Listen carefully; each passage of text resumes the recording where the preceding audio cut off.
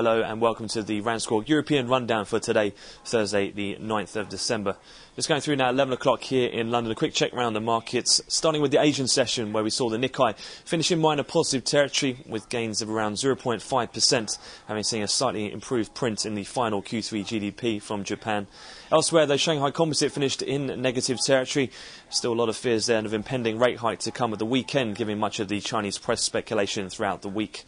And elsewhere in Australia, have seen a sharp bid in the Australian dollar come on the back of a much better employment report overnight as well, where the employment change came in much higher than expected, over double consensus.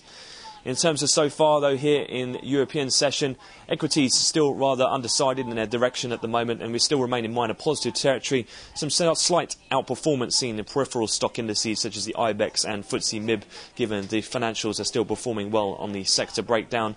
However, in fixed income, T-notes are pretty unchanged, but bond futures are trading higher. Still in the background, the ongoing sovereign issues for some of the Eurozone nations. However, no real fresh news flow. However, we have had both France and Germany come out once again and say that they're against any extension in the EFSF programme and also the Eurobond idea. Elsewhere, though, much of the focus still on the fallout of that Obama decision to extend those Bush-era tax cuts. Still a bit undecided in terms of what that could have in the near term, given the economic growth recovery in the US. It could well underpin that being a form of further stimulus. However, still a few question marks further down the road what that could do to the US deficit size. The dollar index, though, is in positive territory this morning, up around 0.2%, and it has weighed on both euro-dollar and cable, in particular, having already seen a weaker Halifax house price number this morning. Looking forward then, we've got the Bank of England rate decision. However, it is expected to be pretty much a non-event, with all analysts unanimous in their decisions or expectations that they'll leave rates and the QE programme on hold.